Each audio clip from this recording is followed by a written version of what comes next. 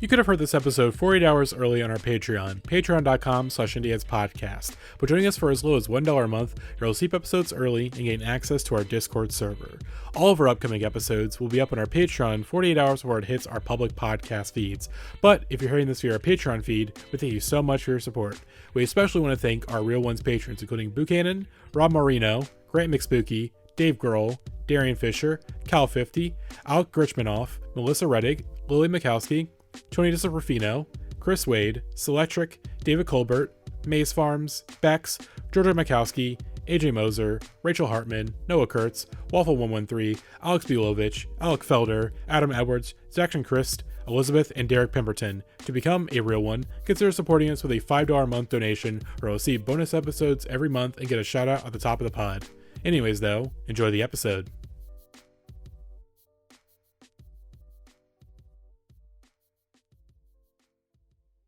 We are preaching our own funeral as we go through this life. Don't forget that.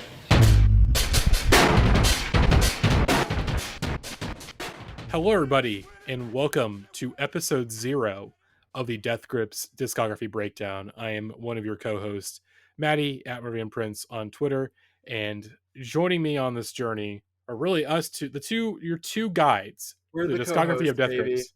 Co-host, of course, I have DJ Horse Jeans in the house. Hello. I'm so excited to do this. It was time. It was time for us to do this on the podcast for a lot of reasons. First of all, it's happy 10-year anniversary of Death Grips. The material we are talking about today is we're talking about the very first Death Grips EP, and we're going to get into all this, but it's 10 years to the day since the first Death Grips EP came out, and you know what? We decided it was time for us to engage our absolute worst impulses and, you know, just be like 110% on our bullshit and just stand Death Grips a lot. So we're here. Exactly. We're doing it. We're talking Death Grips, baby. I'm not sure if it's to the day on the EP, but it's probably we're doing this the 10-year anniversary of the band has passed. We're coming up, of course, on the 10-year anniversary of their first major project, and so just a month ago, March 8th was the 10-year anniversary of the Death Classic music video, which yes. I'm wearing my Death Classic t-shirt with the Tachyon art on it right now. I'm holding it up on the Zoom. It's beautiful stuff. I'm very excited to be here today for this episode and for all the episodes that we're doing here. Exactly. I would have gotten my Death Grips like my frat hoodie, but it is too hot. It's like 70 something here in Illinois right now. 78 degrees here in Illinois right now. You've forgotten the teachings of what was the fucking guy's name? The man's not hot guy. Look, man's is hot. Sometimes the fit is more important than the temperature, you know? This is very true. I'm sorry, Stefan and Zach and Andy, I have failed you all. But although Stefan would say you shouldn't wear any shirt. He would be offended that you're wearing a shirt at all for this podcast, you know? Same with Zach. This is true.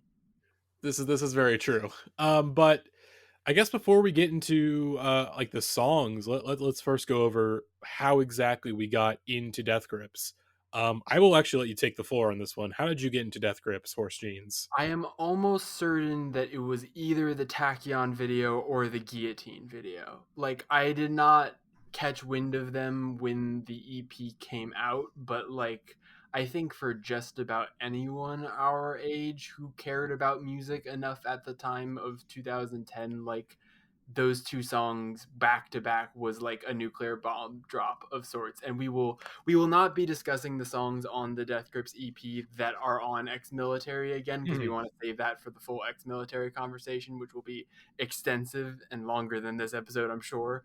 But yes. we wanted to give like the preamble where we talk about the origin of the band and we talk about the first 3 songs on the EP that don't make it to Ex-Military. But my original, I think it was almost certainly Guillotine, I think was what it was. And I mean, like, that was the beauty of Death Grips, is that not only did they just like explode onto the scene at exactly the right time with this sound that was like so groundbreaking and mind melting for people, especially someone my age who was just the perfect like age to not only receive this music but to not know all of the influences that it was like building off of. And even now, like, it's not like my appreciation of Death Grips has reduced at all, because now I'm like so impressed with the way that they interpolate like the influences of other artists, but like never having really heard industrial music before, never having gotten that experimental in my hip hop listening, like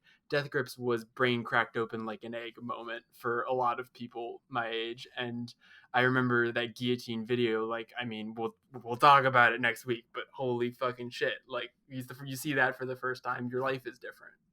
Mm-hmm. That's basically the same similar story to my story. Was like I got into Death Grips relatively late. Like I didn't get into them until around like late 2012 is when I got into them. Does anyone remember do you remember Tiny Chat, Horse Jeans? I was never a Tiny Chat person. Well, of course, Tiny Chat is most famous one for being the racial chat rooms where she showed Oh, feet. Jesus Christ. Okay, yeah, I know what Tiny Chat is. Oh Where my god. Doja Cat was racist, but most importantly, it's a very formative site for teenage me, because that's where I hung out with all my friends on the rap forums. We had a Tiny Chat room, and in one of those rooms, I think either in Tiny Chat room or like maybe Turntable FM, one of those like pre-plug DJ websites. Yeah. Uh, the weird guy on the forum, whose username was 133, he played the video for Guillotine, and I was like, "What the fuck is this?" I Yeah. my first listen was like, "I don't know what this is. I don't think I like it. I don't want to see that ever again." But thankfully, in by that was like around summer 2012. By the time we got to the end of 2012, thankfully I had given them another chance. Listened to Ex-Military when Spotify was like really really young. Like Oh, this was that's right. like It was on Spotify for like a tiny bit of time. yeah. So that's how I got into Ex-Military in the Money Store, because yeah, No Deep Web was not there yet, because that was obviously there's the whole deal. That whole deal was your introduction to the other part of Death Grips, which we will get into. This series is great because not only are we going to talk about every major Death Grips album, but we get to talk about the phases, the arcs, the incidents, the penises. We get to run the whole gambit and talk about all the lore, which is, I mean, the series we need to make sure that like we're simultaneously indulging our us on our most bullshit, and we are going to just talk about how we love Death Grips for 10 episodes, and also talk about the history of Death Grips for 10 episodes. However, we will like balance that with the right amount of criticism, not so much for Death Grips, but more so like the kinds of people who like Death Grips. Like, one of my biggest bummers in doing research for this series is that the YouTube comments of every single Death Grips video are so much infinitely lamer than anything we're dealing with in Car Commercial or Butt Rock. Like, because the problem with Death Grips fans is that they all think they're in on the joke, so every single Death Grips comment on YouTube is like post-ironic, like, "Oh, my mom used to play this song for me as a kid." It's like, no, shut up, asshole. Like, we all get it. We all were on 4chan at one point in time, and some of us have evolved past that, and some people are still in racial chat rooms posting feet. like like we all are on our own journeys, and I'm not going to be too critical of Death Grips fan base, but they can be obnoxious. Like, literally, like, it's 2021. There are no good fan bases. There is no such thing as a good fan base. Like, if you congregate enough people around the worship of like a person and their art, you're gonna have some assholes there, because there are assholes about. So I think we'll do the right amount of like not taking ourselves too seriously as we do this, but also Mhm. fully diving into what I think is one of the most important bands of the last decade. And I think especially like even in just the last 2 years since the last Death Grips project, like all of a sudden, like all of the seeds that were planted by people our age hearing Death Grips and then maturing enough that they can buy synthesizers, like all of a sudden now you're having this wave of like music that very clearly, whether it's directly borrowing from Death Grips or inciting Death Grips, like people like Black Midi who have said like Death Grips is very influential to us, but or even people that are like influenced by the runoff of Death Grips that are then like they have changed the landscape so much of like not only experimental music, but then how experimental music has been able to work into like more popular forms, because Death Grips have some hooks. Like it took me a while to realize that. I'm sure when I first heard Ex-Military, I was like, this is the most intense music ever. This is like only for if you're like in the gym, like whatever. Like, it is only like pure aggro aggression music, and that's like what it is first and foremost. And that is what it is. Like his music is visceral. You're meant to like feel it in your stomach, in your insides, and you're meant to just be like, ah, this man is yelling at me and he's scary. Ah. But like the more time you spend with Death Grips, the more time you get used to it, and the more time you like I don't know when the exact moment it was for me, but the moment I was like, oh, he's like spitting. He's not just yelling stuff. Like he's really like writing his ass off, even though he's also like not at all like taking himself seriously, as you know what I mean. Like he's simultaneously like a really really like incredible lyricist, but is also uh taking the piss out of everything in a way that is, I mean, we're going to talk about it a lot. Like he's got bars. Mm-hmm. But before we dive into these first three songs, let's go all the way back. Let's figure out how exactly Death Grips came together. So of course the three core members of the band, Zach Hill, Andy Morin, and Stefan Burnett. Of course, Zach Hill, Andy Morin, who was at least supposedly nicknamed Flatlander, although it came out eventually that no, not actually Flatlander. It's kind of weird.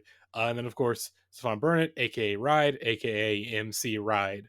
So obviously Zach Hill, let's go with the most extensive history first, because really the group forms because of him. Yeah. He's sort of the genesis of the group. And I mean, where to even begin with Zach Hill's career? Honestly, there's a lot of shit to talk about. But the main two or three things to kind of discuss when it comes to Zach Hill, obviously, is Hella, of course, which was the band, the math rock band that he formed with friend Spencer Seam, that ended up becoming, you know, sort of one of the more acclaimed math rock bands in the underground throughout the 2000s. Put out a lot of really great records, some really good records. Hold Your Horses, a pretty acclaimed debut record. Personal favorite of mine, There's No 666 in Outer Space, which was their full band record. And then various other projects, a number of solo records. But really the most important solo record, I would say, or really the most two important solo records, is Zach Hill. Which probably like, oh my God, let's see. Here's all the people. I mean, off the top of my head, a ton of people that Zach Hill's worked with. Like, obviously, there's some like Nick Reinhardt of Terra Mellows. I think they had a band together, Bygones. Worked with a ton of people, but oh my God, He just remixed Joanna Newsom.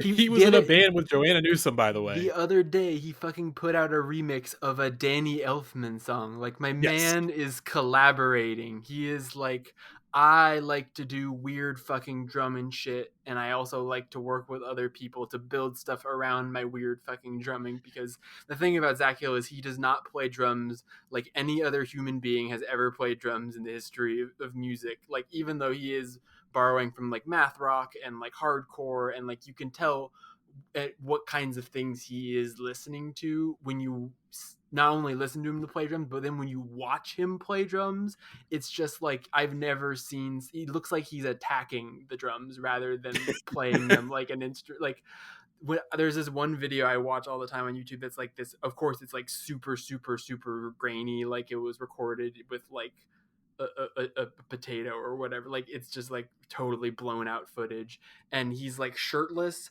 and he is so ripped, but ripped in a way where you can tell he has never lifted a weight in his entire life. He is solely ripped by playing the drums. Like he plays the drums so hard that he is jacked, but he has never worked out once in his life. That is how he has that body. And when you watch him play the drums, you're like, oh, I get it. Like you see sweat flying off of him. Like he is just an intense performer, but he's also like an incredible creative mind, and I think is like really the architect behind a lot of really interesting projects. Like you were talking about, like I was listening to Hella today, and I was listening to the Zach Hill EP that immediately precedes the Death Grips EP, which you were talking about, and you were sending to me, because one of the songs on that Zach Hill EP, which is the one where it's Zach with an X, like it's XACH Hill, but that one, which one of the songs on that turns into Full Moon Death Classic, but it's like it's just the instrumental part of the instrumental is one of the songs on that EP, but like you can really hear like the musical genesis for what he's thinking of, like taking what he was doing with Hella, taking all of that mathy punk hardcore weird just like mishmash of styles, and like what if I blend this with not only hip hop but also like industrial electronic sampling and then create this new like Frankenstein's monster thing that it becomes the sort of template that Death Grips starts with and then iterates on and experiments with and reinvents constantly. Yes. Uh, so basically, Zach Hill was one of the most prolific people in the Southern California music scene. But like pretty clearly because of the music side was amazing, wasn't paying the bills.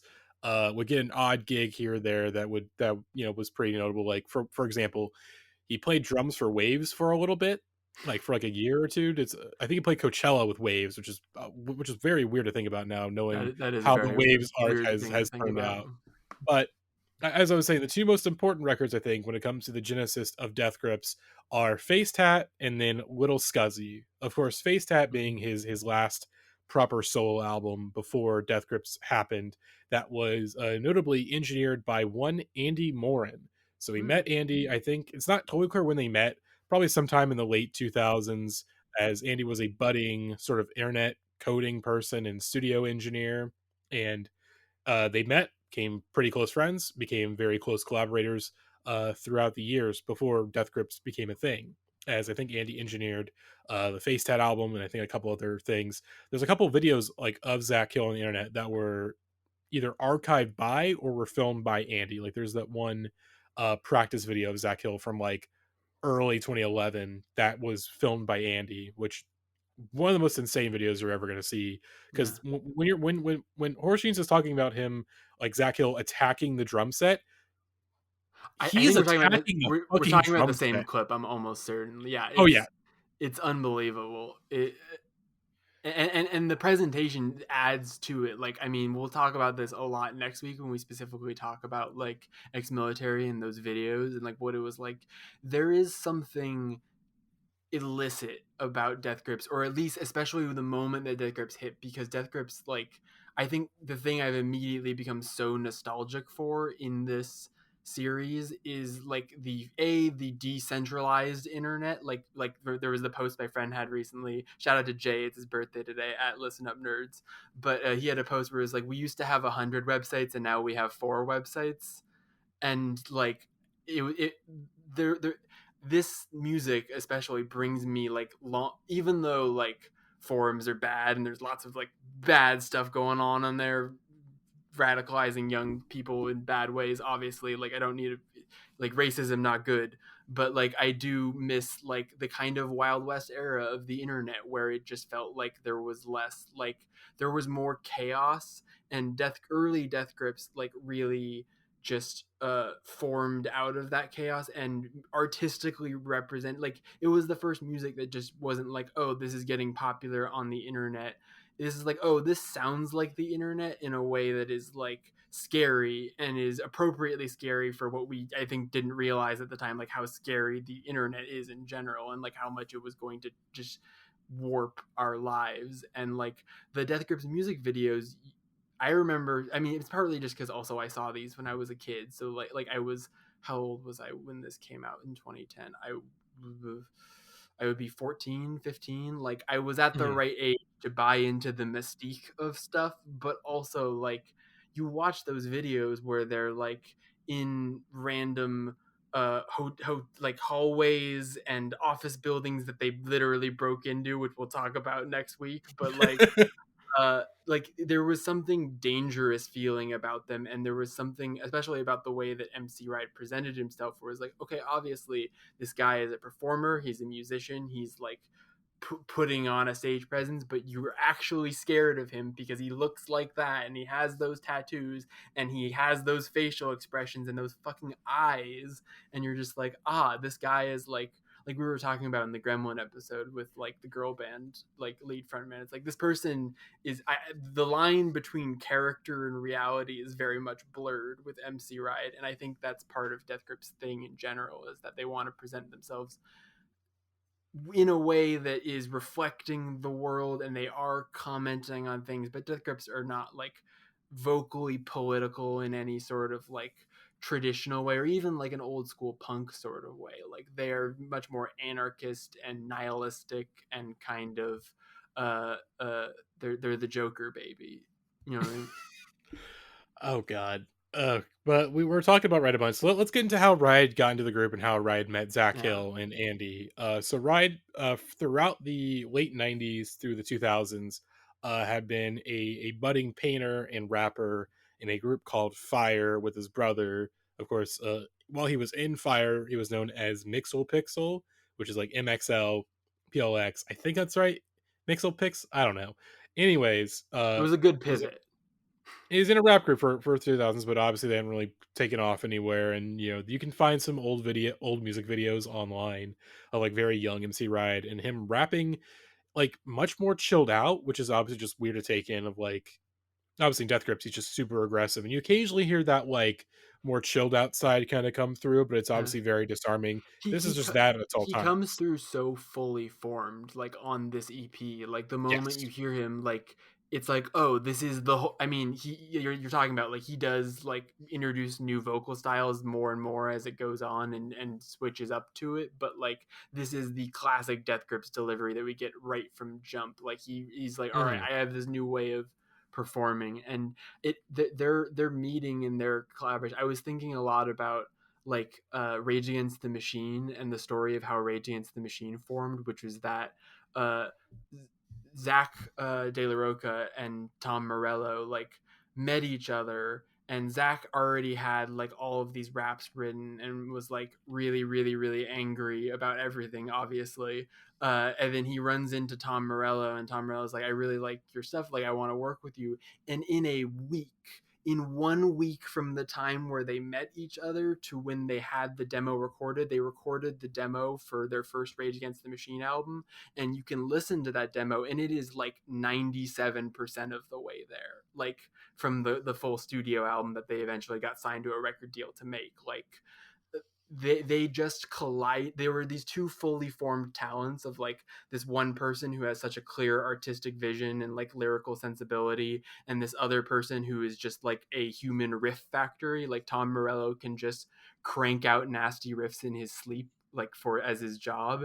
And those two things collide, and even though like they have a great whole career with like a lot of good albums and good songs, there are a lot of people who will argue that the very first album is the best just because it's like the alchemy that happens when these two talents collide and collaborate for the first time, and the just like electricity of that is just like so palpable that like they were just meant to be together. And so the excitement that comes from that initial like collaboration is, and also the how groundbreaking it is, because it just doesn't sound like anything. Like I was thinking a lot about that listening to these first Death Grips tracks, because it's like, Hmm. oh, you got this one guy who has this set of skills that is like so unique and talented, but also like Hella was never. You're totally right that you recommended that I listened to the what's it called, the later Hella album with the full band. I'm There's blanking no on the name. 666. There's no 666 in outer space. Yeah, exactly. Like that is the closest they come to being a little more accessible, and even that is still like pretty left field in the grand scheme of things. And Hello, it all is really, really fucking cool, but like was never going to be as big as Death Grips. And similarly, like Mhm. MC Ride is someone that like is so talented and so great, but also I could totally imagine if you put if MC Ride didn't have the right producer, he wouldn't like it wouldn't work. Like it is really all about that collaboration and how they Mhm. complement each other that makes something that is just so special. Exactly. So if I didn't say already, they're all from Sacramento. I don't know if I said that already, but they're all from Sacramento. And so in towards the end of 2010, sort of mid to late 2010, obviously Zach and Andy have been working together for at least a year or two now. Have a really strong creative collaborations going on, and Ride and Zach had known each other for a couple of years already, because I think they were like neighbors or something like that, and they had been talking about forming a group for a couple of years now, since like I think like '08, '07 they had talked about, hey, we should make some music together, but just never happened. Either was Rye was busy with stuff, and then obviously Zach was touring and doing stuff with Hella. But towards the end of 2010, Hella was kind of winding down. They did put out one more record in 2011, just a few months after Ex Military came out, But it was pretty clear that Zach was kind of ready to wind hella down and wind down on some of these like sort of solo projects and side stuff, as he really wanted to make, start, focus on like this hip hop project idea that he had. And he thought that Ride was sort of the perfect, person to be the, sort of like, hey, the front person, or really, the rapper of this group. And so him and Zach met. We're like, hey, let's actually do this thing. Like, let's actually make music together. Zach brought in Andy, and that's history, baby. That's history. Death Grips came from there. Pretty soon, they put together ex-military throughout 2010 and 2011, and of course, the songs that form the first Death Grips EP, a self-titled EP, which may not actually be an EP, may not actually be a project at all. It's sort of unclear the history of this project, where it's like there's people who are close to the band that have said, no, this is not, there is no Death Grips EP, but also like these songs exist. These songs exist. It is like the amount of songs, it's basically an EP. It's sort of an unofficial official EP, because this was put out on their website as like a primer basically for ex-military, and just like, hey, here's this introduction to this group. So and the three songs that maintain on ex-military, some of the track titles are changed slightly, and like I think that maybe some of them are like mixed differently, but really those songs are like pretty much, these are like, I guess these are most likely, unless whatever they threw out that we didn't get, these are like the first 6 Death Grip songs, because it's the singles for ex-military, and it's these 3 tracks that we're going to talk about today, which, like I was saying, like are remarkably full formed. Like Full Moon Death Classic especially, which we're going to talk about that song and the music video for that song, which is the first Death Grips music video. Like that song is one of the better Death Grip songs still. It's really, really, really fantastic, and embodies like so many of the things that we would learn to appreciate as being great about them in its very first, in the very first song. Mm-hmm.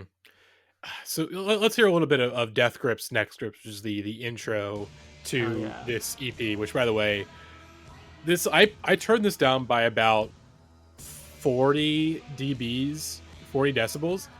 It's still pretty loud. I can still hear it very, very clearly.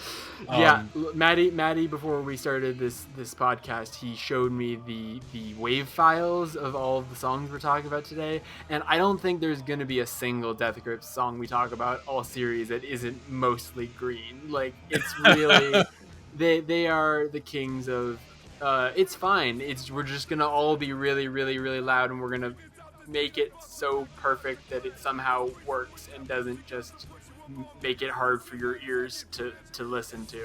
Like, it is not like the worst loudness war stuff we were dealing with in car commercial music, because it's meant to be abrasive. It's not like poppy music that is abrasively produced. Like, it is very like trying to be in your face, and that aspect of it works well. Like this song, the really big like guitar riff sample on it is just like so blown out, and it really adds to like the just kind of visceral feel that all of this has, where it's just like it isn't, you're not really ever like following along with Zach Hill's drumming like you are with like a dance beat, where you're like, I feel like I'm in the groove of this. It always feels kind of like he's pummeling you, in a good way though. It could, because he is playing a rhythm, you just can't count it because you're not Zach Hill, and so you just feel what your feet don't understand, but your body feels it, and then you push people in a mosh pit.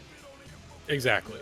Like, obviously the Nancy Sinatra sample, and it's heard. We'll talk about obviously more with ex-military, but sort of there's a lot of like, a big thing is like throughout the samples of these like first Death Grips projects was like, it was, at least this one, ex-military, was like very like heavy emphasis on like sort of like obviously like rock music, of like early rock music, whether it be just like early scenes in like rock history. So like on this you have like the Nancy Sinatra sample, and then on ex-military you have like Jane's Addiction samples, and like obviously the Rumble, the Link Ray sample. So it's like, and it's sort of like taking these samples and really trying to bring like both like rock music and hip hop back to this sort of like really primitive place of like very Bomb Squad, like we're talking like your late 80s like Ice Cube, Public Enemy shit, of like kind of bringing it back to this, but like obviously having a much like heavier punk spirit, a heavier experimental spirit, and basically taking like this sort of this movement of hip hop, like pre-gangster rap, like, well, I guess this is not pre-gangster rap, sort of like this sort of like political early gangster rap, and just taking it to its furthest possible like conclusion, because like by the time that like it never got to reach that conclusion, because by the time like gangster rap had obviously like formed off into a different timeline and whatnot. Obviously I think like Dr. Dre and the Chronic was a big reason why that timeline got splintered in a way. So to hear just like that's the best way to describe these first Death Grips projects, is that it's so primitive in the best way possible. Like obviously we've talked a lot about the Gremlin mindset. Death Grips are it's weird to be like, they're like very clearly a proto Gremlin mindset band, but it's obviously hard to be like, it's like they're obviously very important for the Gremlin mindset, like obviously just Black Midi alone, their influence on Black Midi, and just sort of like how all these like Gremlin bands like promote themselves and sort of the sonic experiments they try. But I mean, just to be like, oh yeah, Gremlin mindset, it feels wrong, because it's just there's so much bigger than that. There's so much bigger than that. I think there are so many people that are influenced by Death Grips because it doesn't have to necessarily be like a musical influence, the way you're like, okay, I'm taking this idea that they won, because not many people can do what Death Grips can do because they're so like unique in their skill sets, but also because it's more about like the attitude, the energy, the kind of like all abandoned like attitude toward it. And like you were talking about how those first samples are like, it's a lot of like really really early rock music, and like listening to these early, especially the first two, the ex-military and this first EP, like it's so funny because it reminds me of, I forget where this joke comes from, but I think it's I want to say it's maybe a John Mulaney joke. No, I don't think it is, but whoever I'm crediting this to, like there's like a bit about how at some point in time doo-wop music was like the heaviest music anyone had ever heard, and like listening to doo-wop music was like how we feel listening to heavy metal, where it's like this is fast and this is crazy, I can't believe they're doing this. And like how over time, like partly due to our new experience with music and the way music has evolved, but also partly due to like cultural shifts. Like what happens to early rock music is that like what was this raw, exciting, primal sort of thing when rock music begins becomes the music of the establishment, because like now the boomers are in charge of everything, and they're like, well, we like rock music, and it's like, okay, well then rock music is lame now, unfortunately. But that's what this Death Grips EP is taking stuff like Bad Brains and Link Ray and this stuff that is like the hard music of past decades, and being like, we're gonna make it hard again, we're gonna take it and make it exciting and like alive again in a completely new way. And that's what like this first song does, and what a lot of the Death Grips EP and ex-military do, is like the way that they flip some of these samples.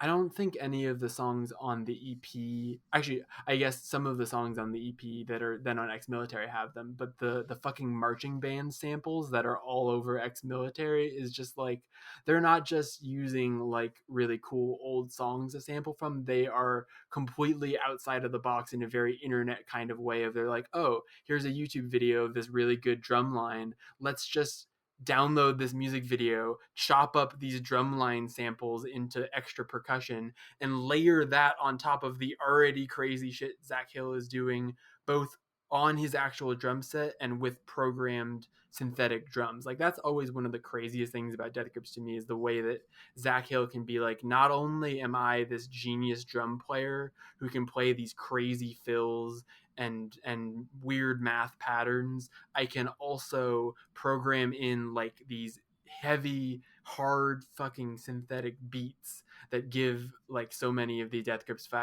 tracks like a real flow and like heaviness and like feel to them that do the work of that like guitar riffs would kind of do in metal music. Like the way some of these bass synth notes just like hit you over the head. Like I the drumming is great and MC Wright is great, but all of the production around those two elements is so great too. And like the way they use the studio as an instrument is just like, they're working on all levels, and they're incorporating as much as they possibly can into every song. Mm-hmm.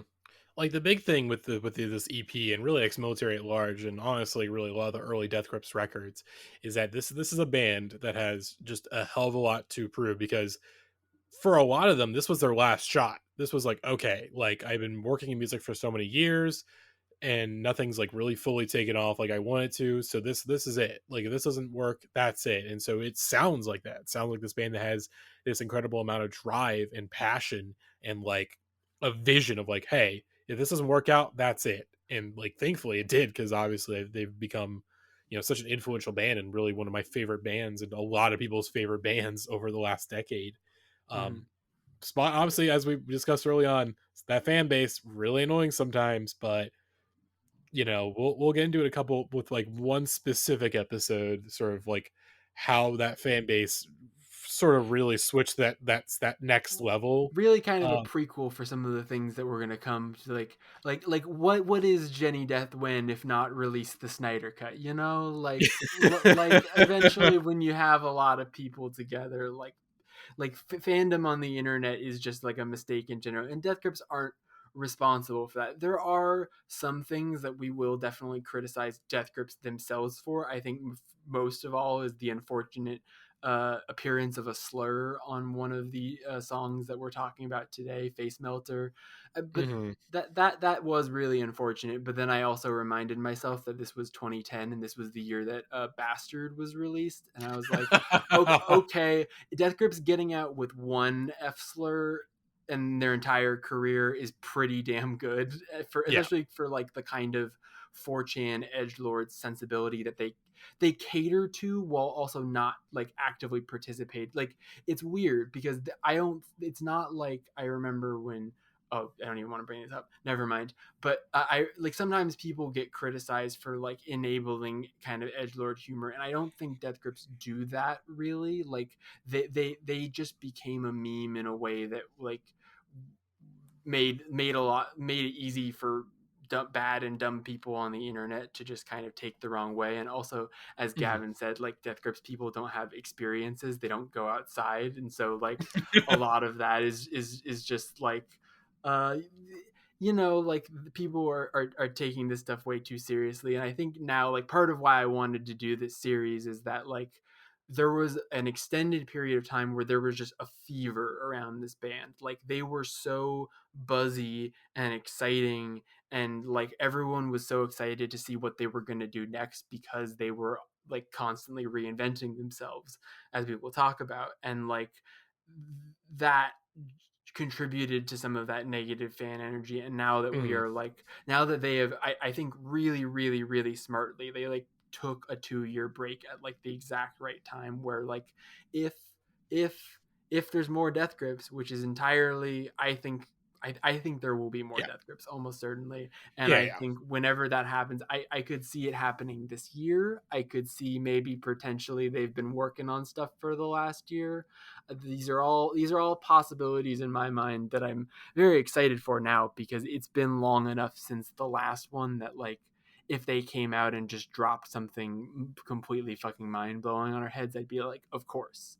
Like I've Mhm. come to expect that from them at this point, which is, I think, at times too much of a burden on them, because at a certain point, like they are a band. They are not magic internet gremlins, as I kind of thought that they were when I first encountered them. They are not like uh, demons from the shadow realm. They are three guys who are in a band and they make music together.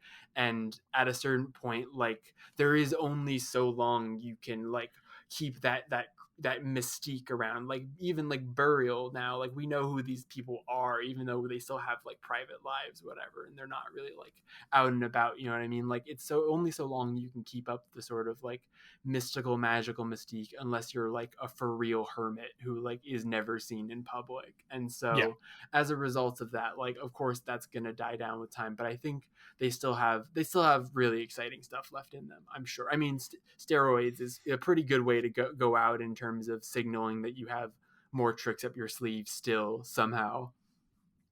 Yeah, but to swing it all the way back, let's to swing it back to as we mentioned Face Melter, but I like two final thoughts on Death Grips Next Grips. For one, Death Grips, it's a I obviously Beware is one of the greatest intro tracks of all time. We will We will get talk into about it. it. We will talk about it. But I think this is also a really great introduction to the band, like a great It is. thesis statement of like, this is what the band is. Like Oh yeah, it's Death Grips, Next Grips. there's the one of the lines in the intro is just I'll pull it up in a second, but it's really great. It really would be, if it weren't for Beware like eclipsing it, it would be a good intro to the band because it is so just like, hello, we're here, it's Death Grips, bitch. Mm-hmm. But and I guess the second thing you mentioned Buzz, and I it made me think of a question that we'll probably answer throughout the series, really these early episodes of, was Death Grips the last true Buzz band to break through? Because I think like basically they were the last band to really break through before like our current social media landscape Mm-hmm. sort of set itself in stone. Like this was this weird sort of like it like post MySpace, pre Twitter, Facebook. Well, obviously Twitter, Facebook have been around this point, but in terms of like being like the only social media websites and being like the only like of the four websites you can go on, the before that became established, like it's this weird band that sort of exists in this pre sort of like No, obviously yeah. forums and blogs and MySpace, but also Twitter and Facebook and other stuff kind of coming together.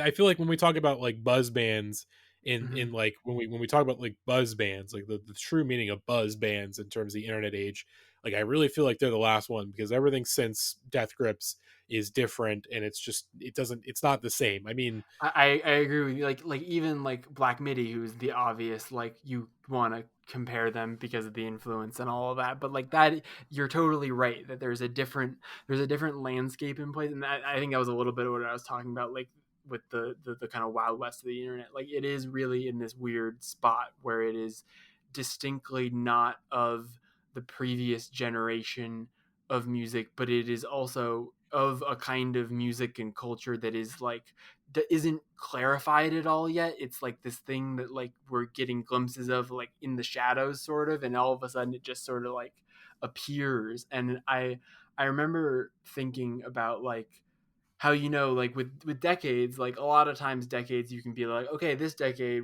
was this kind of culture and this kind of music and all that stuff, but then when you look at it really closely, it's like, okay, well, really, if you want to identify what you would call that decade's culture, and then you want to look at where that like starts and ends, it's not going to be the exact like on January 1st 2010 all of a sudden things changed.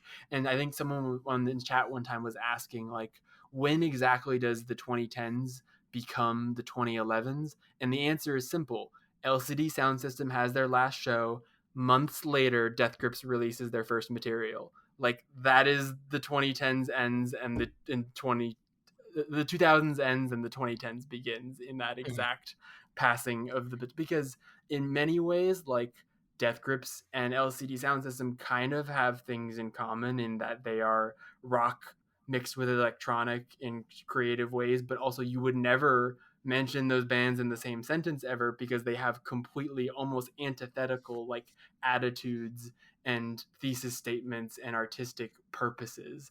And so I think that is what makes it like, it's what made Death Grips so compelling early on, because it was just like, this is when Passion Pit was like really really big. Like this was not the sound, this was not the hit like trend, this was not like 100 gex, who I love 100 gex, but like 100 gex became like the forebearers of like, this is a new trend of the future of music. When Death Grips came out, it was like, what the fuck is this and why is it so loud? And the mm-hmm. fact that it has persisted this much is just incredible. Mm-hmm. Like obviously got coming into the 2000s, like obviously sort of where blog bands were going more mainstream, and sort of like obviously where the genesis of car commercial music and this faux happiness, where I feel like Death Grip is obviously a perfect counter of that. Like, no, shit's still really fucked up, guys. It's way more fucked up. Actually, it's way more fucked up now than it was back then. Like they were really ahead of the curve by like 6 years on a lot of stuff. And exactly. And you're totally right that it's like it's the danger of like early gangster rap and that sort of stuff taken to an extreme, and also mixed with the paranoia of the 21st century and the internet age. And like, I mean, we'll get to I'm in your area, but like that's the whole thing. It was like, not only do we exist in your computer, but we'll find where you are with the internet and we'll get you. Like it's really intense and really visceral and really taking advantage of this era where the internet still could be kind of mysterious and seemingly strange in this way and not so like antiseptic and corporatized. Exactly. But the next song we mentioned a reference to it. Face Meltzer, How to Do Impossible Things. As Horse Gene said, yes, there is a slur in this song. I'm going to start playing it now. By the way, you can hear they sample a fucking printer. It's so iconic. A fucking printer. There's a sample in a Hood song that I've always said sounds like a printer, but this is a printer. Like this is for real. Like, and it's the way they flip it. It sounds like a Nine Inch Nails guitar riff, like or something. Like it's so clever and genius, and was probably like some of my first introduction to like true industrial music. And I think they really do serve the role that Nine Inch Nails played for people that grew up in the 90s, like for people of our generation. Like they really like introduced a lot of people like, hey, you know how everything sounds like clean? It can be dirty. You're allowed to have it be really fucking dirty. And this song is so dirty but also so controlled, like the way that like the samples will pull out, and like I was saying, like how they use the studio as an instrument. Like they're simultaneously a band where their sound translates really well live because it's just a couple of samples and like Zach's drumming, but also like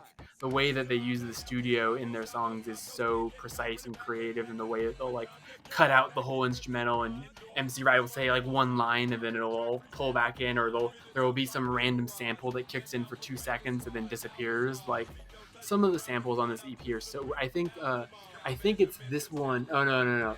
It's Death Classic is the one that samples the Inuit like throat singing. Like they're really creative with like the stuff that they will pull and the weird sounds that will like flash in for a second or two. That really does evoke like the internet era of like these crazy edits where they're trying to just shock you or whatever. Like it's so visceral and so nuts. Mm-hmm.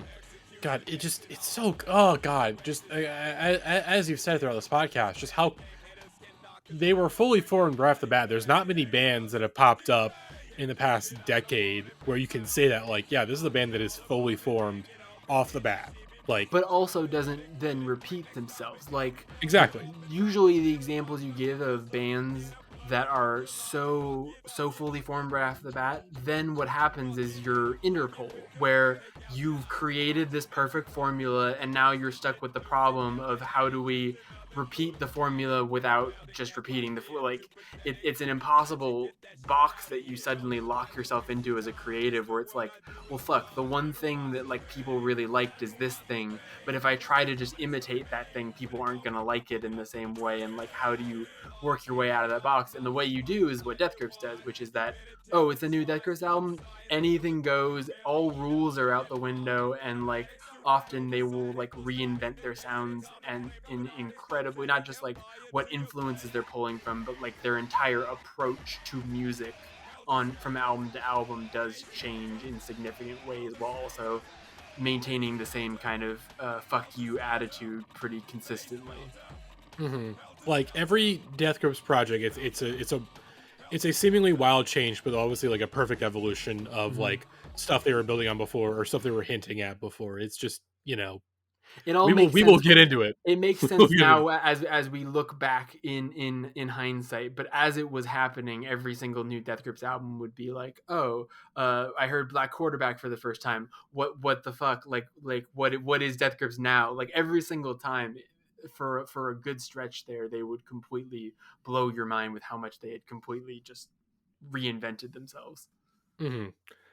But we gotta talk about this is the first Death Grip song they ever made. This was the first song they ever made as a group, which like unfair. This isn't like Stupid. Unfair. This is like literally in December 2010, they went in the studio and they made this song. It was instant magic. Full Moon, Death Classic. And by the way, to call your song Death Classic, to know that right off the bat, hey, this is Death Classic. Like We should just also mention that Death Grips is a pun on jerking off, in case you were listening at home and not familiar. That's what that's about. it all comes Anyways, back to come. It all comes back to it come, all baby. comes back to come. But Full Moon, Death Classic, like right away. Like here's the thing. Obviously, as we mentioned, the main beat of the song, like the most of the drums and whatnot, it comes from a track on Zach Hill's Little Scuzzy EP. But even then, there's still new stuff that's added in. Obviously, just Ride is like that on Little Scuzzy. That just sounds like a demo. It just sounds like a demo for like obviously, like okay, like this is not finished. Like this is something that can be built upon. And then Ride was the perfect missing piece for this. It made me appreciate MC Ride more than I ever have in my entire life. Like listening to the song on the Scuzzy EP, because I was like, oh shit, like. Even though it is really like I really liked listening to that EP, and I especially like listening to the songs I hadn't heard with MC Ride, but then when you listen to Full Moon without MC Ride on it, you're like, this sounds so empty, even though it is so crazy and doing so much, because MC Ride, just the way his presence like allows all of the all over the place energy of Zach Hill's instrumental to just be channeled in a direction.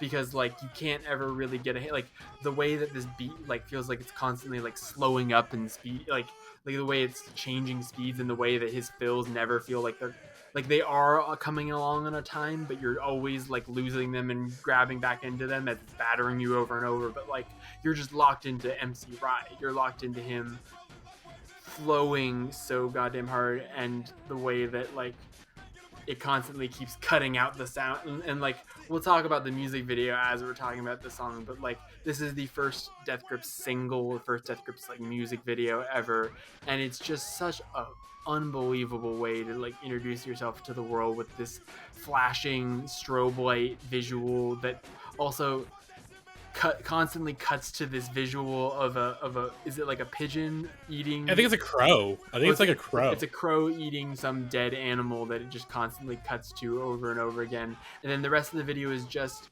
it's so genius the way that they completely reinvent how you just make a music video out of someone saying the lyrics into a camera, and how they constantly reinvent different ways of how to do that for absolutely no money. Like there's an entire Death Grip music video that takes place in a rear view backup camera of a Prius. There's an entire there are so many Death Grip music videos where the entire premise of the music video is just him screaming the lyrics at your face, and like fuck, it's so compelling because MC Ride is so intense to look at perform, and also has such a presence. And then the way that they artistically render it with all of the crazy lo-fi and the strobe lights, and like it just doesn't look like anything else that has come before or after it. Like the music videos are as impressive as the albums are in their like originality and their creativeness, and are really crucial for getting me as into Death Grips as I am, because like I said, like my first exposure to them was the Guillotine music video, and like that adds so much to your perception of the music and the way you listen to music, like being exposed to it in that way specifically. Like obviously the big thing with Death Grips, these videos, it's super early like digital camera stuff, you know, like I love it so much. I love any movie, any music video. If you give me like the grain of digital that looks bad, no, it looks good. I love it so much, and it's so like the black and white is just so sick. Yeah, like I think one of the more underrated aspects of Death Grips over the years has been just their talents as visual artists. Because obviously some people, I mean, like I said, do they have like some bad videos?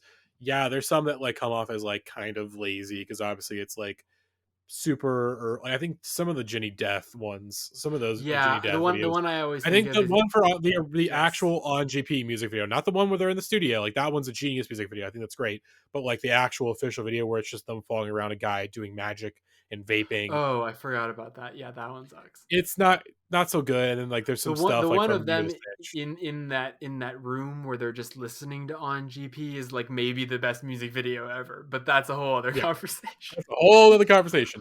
But like I was watching the Full Moon video, like I was watching it before we started recording, and like a tear almost came through my eye of like I was just so like emotionally taken back by it, and just so like overwhelmed emotionally by this, because it's just like no band no band did this. No band has been like this. There's bands that have tried to replicate sort of these like digital aesthetics, like these, these like mid to late 2000 digital aesthetics, but just it never feels the same as when Death Grips did, because like obviously you have like these super shitty digital cameras and there's these weird glitchy effects that are like, it's clearly not like, oh, you got a plug in. It's like they're doing, I don't know how they pull, like I'm a video editor like who Yeah, went to school for like video stuff.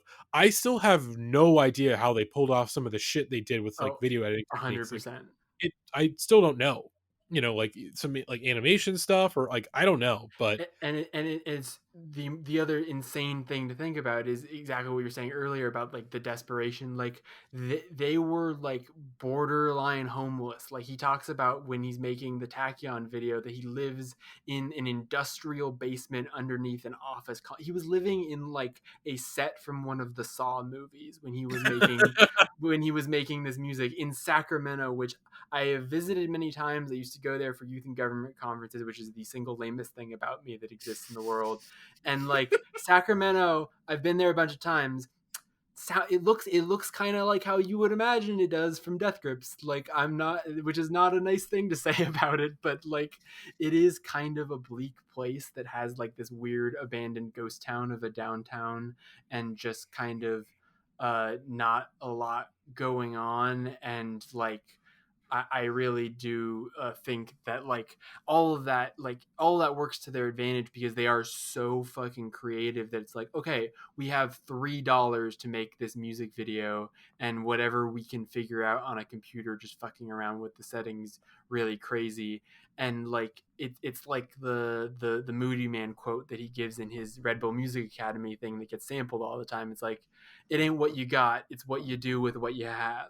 And sometimes, many times in music history, like some of the greatest work is the work that is produced under the strictest like guidelines and limitations. And a lot of times where bands go wrong is when you're really far down your career and you have a lot of money and you can be like, we can have whoever we want into the studio, and if we want to add a new instrument we can just buy it and do that. But that like unlimited choices like stifles creativity in a way, because it's like, okay, we can do anything, so what the hell do we do?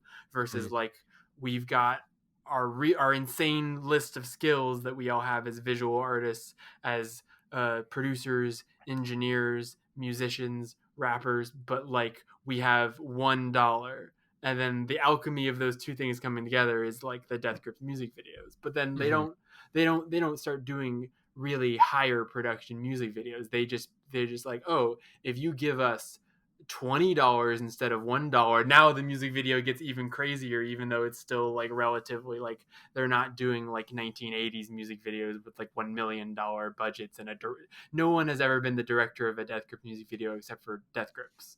yeah, They're the directors.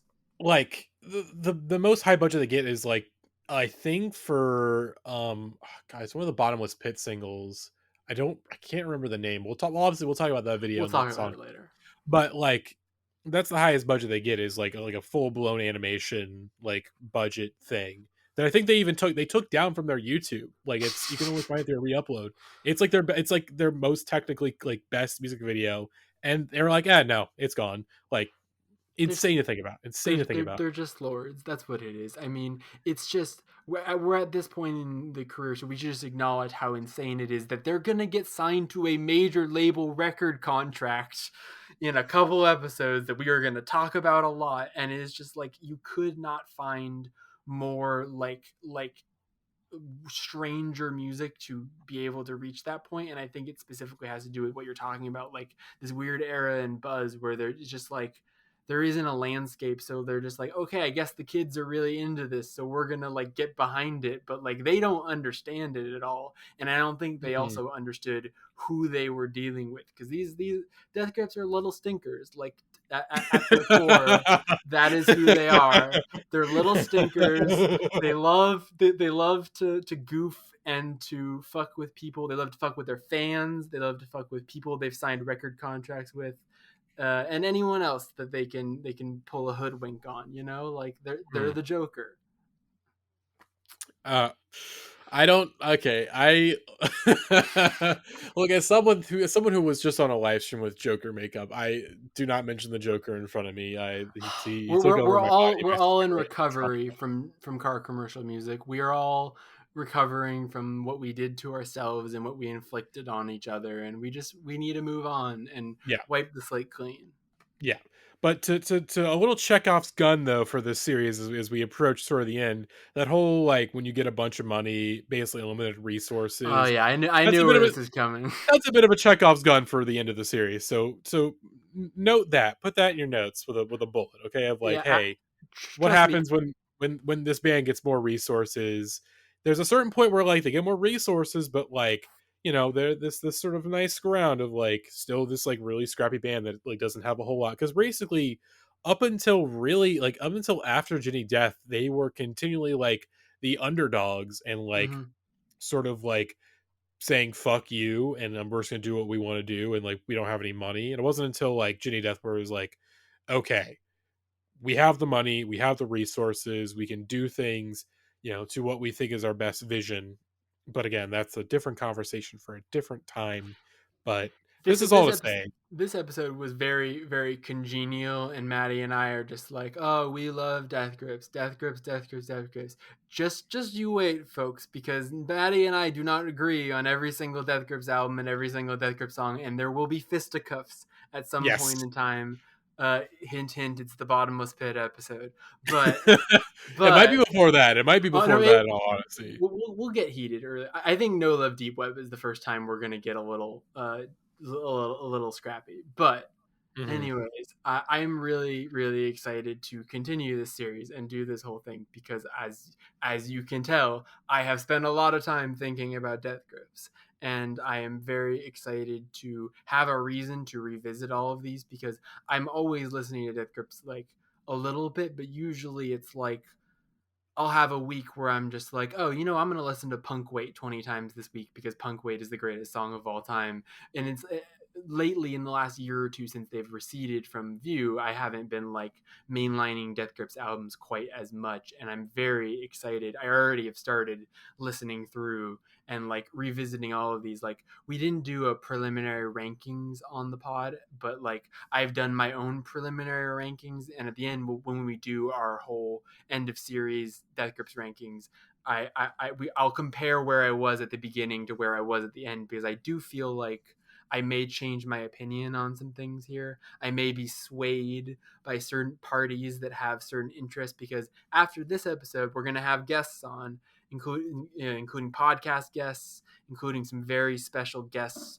from off of the podcast who I'm super excited to have on to talk about Hmm. Death Grips. And we're gonna bring in some different opinions, and I'm ready to be swayed. I have an open mind and an open heart, and I'm ready to reconsider how low I have redacted on the moon on my rankings and other such controversies that my Death Yes. Grips opinions have caused. Yes. So yeah, like I said, I'm really excited to get the series going. We're recording this in like really early April, so we're hopefully gonna get a couple of these in the bank as throughout the next 2 or 3 weeks before we put out this episode properly. But hopefully you all enjoy this episode, the Death Grips EP. Hey, if you have not listened to it, seek it out. Those 3 songs that are not on Ex Military are fantastic, even despite the slur. Even despite the slur, which, as far as I know, is the only time that MC Wright has ever said like a full blown slur like that on a Death Grips project. So I will. The fact that there's only one, I will give you props. It's just it's flat out impressive. Like, also that the music has held up this well because, again, I said I Bastard turned 10 years old, and I had for another project I was working on, I listened to a song from Bastard for the first time in probably 9 years, and let me tell you, it's not really that good. Tyler the Creator. Tyler the Creator was not fully formed at 17 years old. No, no, no, no, no, no. But Death Grips were, and they came out the gate hot with some really great material and some other great songs that were on this EP that we will be talking about next week on a very special episode of this podcast miniseries in Yes. general, but also just like, what a time to be alive. 10 years of ex-military, baby. Yes. So hopefully again, and so next week when we join you all once again, it will be the 10th anniversary of the release of Ex-Military, and of course we have a Discog Breakdown episode on Ex-Military for y'all as we begin the discography breakdown of Death Grips. So like I said, just a brief overview of the schedule. Every major album is getting a release. I think let me pull up our spreadsheet that we have of everything really quick, because we are going over just about everything. There's even stuff that we missed that I had to throw on there like last minute, like Ex-Military. There's a project that I almost forgot to put on. I'm very glad I remembered. But every major album is getting an episode. We'll have a separate episode for Ex-Military, obviously, The Money Store, No Love Deep Web, Government Plates, um, Redacted on the Moon, Ginny Death, Bottomless Pit, Year the Snitch, and then other stuff, steroids and Fashion Week and Interview 2016. We're These will gonna all, we're gonna talk about all of it, every yeah. single thing. We're gonna talk about all of the important, as I said, lore, all of the different phases that will correspond with each different era of Death Grips in a sort of chronological way, and whatever side projects, singles, EPs. Maybe we'll talk about the ILYs a little. I don't know. Mhm. Yeah, We're doing it all. We're doing the whole gambit, and then if they ever put out another album, we'll be back and we'll talk about it. And maybe while we're recording this miniseries, they'll announce that they have. Who knows? I'm putting it into the universe.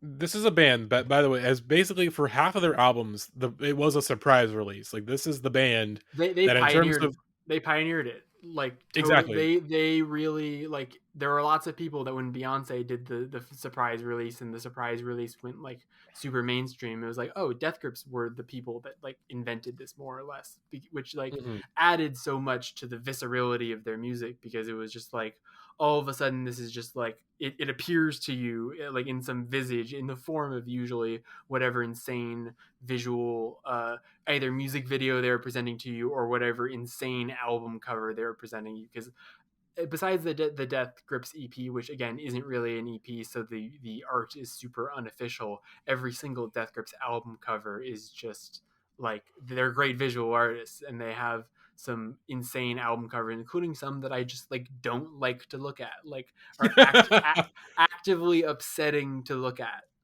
Yes, the last two, and then the one that you all know and love, the Well, what, probably the most hey, infamous album hey, cover of hey, the 2010s. I don't like to look at those bottomless pit mouths. However, do like looking at that penis. That I have no issue with.